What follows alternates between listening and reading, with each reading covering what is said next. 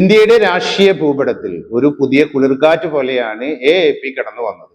ജനക്ഷേമവും നല്ല ഭരണവും അവരുടെ ആശയങ്ങളുടെ അടിത്തറയായിരുന്നു. പതിയെ ജനങ്ങൾ അവരെ സ്വീകരിച്ചു. അവർ ഇലക്ഷനുകൾ ജയിക്കാൻ തുടങ്ങി. പക്ഷേ 2026 ആകുമ്പോഴേക്കും ഒരിക്കൽ ഒരു പ്രകാശമായിരുന്ന ഈ പാർട്ടി ഏതാണ്ട് തകർന്നടിഞ്ഞു തുടങ്ങി എന്ന് പറയാം.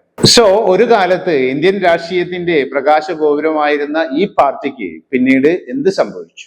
അരവിന്ദ് കെജ്രിവാളിനും അദ്ദേഹത്തിന്റെ ആളുകൾക്കും എന്തു പറ്റി? ഇത് AAPയുടെ ഉദയത്തിന്റെയും പതനത്തിന്റെയും കഥയാണ്. അതോടൊപ്പം അവരുടെ പതനത്തിൽ BJPക്ക് വലിയൊരു പങ്കുണ്ടായേക്കാം എന്നതിന്റെ സൂചനയും. AAPക്ക് ഈയിടെ ഏൽക്കേണ്ടി വന്ന ഏറ്റവും വലിയ ആഘാതം രാഘവ് ചഡ്ഡയിൽ നിന്നാണ്. പക്ഷേ ഒരു വില്ലനായല്ല രാഘവ് ചഡ്ഡയുടെ AAP തുടക്കം. AAPയുടെ ഏറ്റവും ആദ്യകാലത്ത് ആ പ്രസ്ഥാനത്തിൽ ചേരുക എന്നത് ശരിക്കും അപകടകരമായ കാര്യമായിരുന്ന ഒരു കാലത്താണ് അദ്ദേഹം പാർട്ടിയിൽ ചേരുന്നത്. അതിജീവനത്തിന്റെ ഉറപ്പില്ല, അധികാരത്തിന്റെ വാഗ്ദാനമില്ല, ചാരി നിൽക്കാൻ ഒരു രാഷ്ട്രീയ കുടുംബമില്ല. സങ്കീർണമായ നയങ്ങൾ സാധാരണ മനുഷ്യർക്കും ഇംഗ്ലീഷ് മാധ്യമങ്ങൾക്കും ഒരുപോലെ മനസ്സിലാകുന്ന ഭാഷയിൽ പറഞ്ഞു കൊടുക്കാൻ കഴിവുള്ള മധ്യവർഗ കുടുംബത്തിൽ നിന്ന് വരുന്ന ഒരു ചാർട്ടേഡ് അക്കൗണ്ടന്റ്. ഈ പ്രസ്ഥാനം ഇന്ത്യയെ ശരിക്കും മാറ്റും എന്ന് വിശ്വസിച്ചിരുന്ന ഒരു മനുഷ്യൻ. സൂക്ഷ്മബുദ്ധിയുള്ള ആധുനികനായ സുന്ദരനായ ഇദ്ദേഹം ജൻസിക്ക് ഭാവിയിലെ രാഷ്ട്രീയക്കാരന്റെ പ്രതീകമായി മാറി. ജീവിതത്തെ ആഘോഷിക്കുന്ന പക്ഷെ അതേസമയം